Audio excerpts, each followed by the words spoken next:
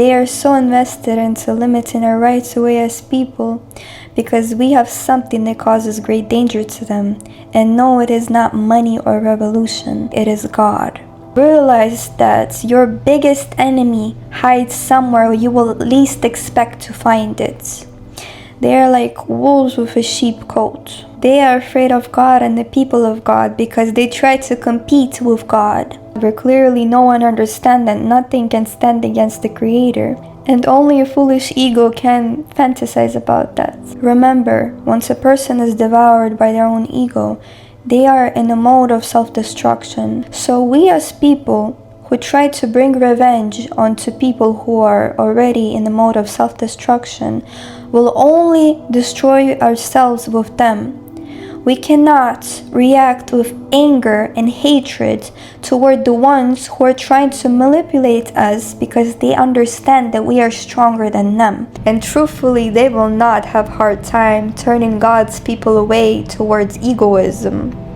Only if people choose to be manipulated by the fear that they feed us. The fear they feed us is their own fear of dying off. If they are so afraid of people of God, we have to show them how God moves, and that is through love and balance. Redirect the energy that we invest into fear towards work within, towards love, towards looking at things through your heart. It is not hard to figure out what we need to do. We just have to look at everything that they're trying to limit us and everything that they are trying to separate us from. And you have to realize that for centuries, their biggest work is invested into separating us as families, separating us as a man and a woman. So we have to unite together and surrender to each other. In the age where men are being influenced to disrespect women and the women are being influenced to not take men seriously, we're only separating more and more from each other. Men in our age have to realize that women in their true power do not have a single thought about dominance. They only think about their duty to heal, protect, and to balance. Only with your help of making the environment of respect and safety, women will be able to make this world balanced again. As men will help us with the environment, as women we have to surrender to their leadership, because only men know how to move in the material world sufficiently. And no matter how smart you are as a woman and how much you take over everything by yourself, how controlling you are over everything in your life, you will not be able to do like a men do when it comes to leadership. So we have to surrender to their side when it comes to that. Allow yourself to be in an environment under men's leadership to heal as well as heal the world. When we are internally are balanced within ourselves as well as our partners and families, an energy of love and unity will emanate from our family. And that is enough to influence others to do the same. And the more people who are moved by God will be influenced to ignore the manipulations of fear, the greater the frequency of love will be. And that is exactly what they are afraid of. They are not afraid of 7 billion people standing up with their weapons and causing revolution.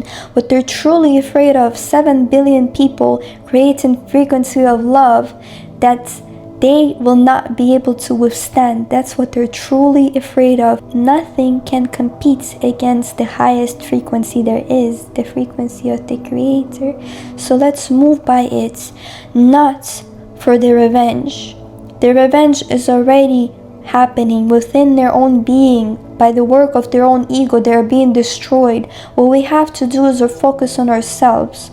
That's all we have to do, is to create the frequency of love. What I'm about to say is the most important part that you have to understand. They will continue to create more difficult conditions for us. They will continue to separate us even more and creating more rules. And you have to understand that we have to surrender to that completely and not fight against it. Because only in this environment will we grow more. They don't know that while they're creating more limitations for us, we're actually evolving into greater beings. We have to allow them to do so and be in that environment for our own growth. Never for revenge. Forget hatred. Forget anger. Let things be as they are. Be in that environment. You know the story of Jesus. He was in the environment, and you have to do the same work. You have to evolve in whatever is given to you, because everything that's given to you is for you. We will lose with weapons. We will lose with anger and hatred. We have to rise with love, evolution of the self, and unity. We have to surrender because they expect us to fight back. And how can I guarantee any win? There is no win. There is no need to win. The only reason we should be doing this is for our own evolution. And there is no way you can lose in surrender, because in surrender you grow.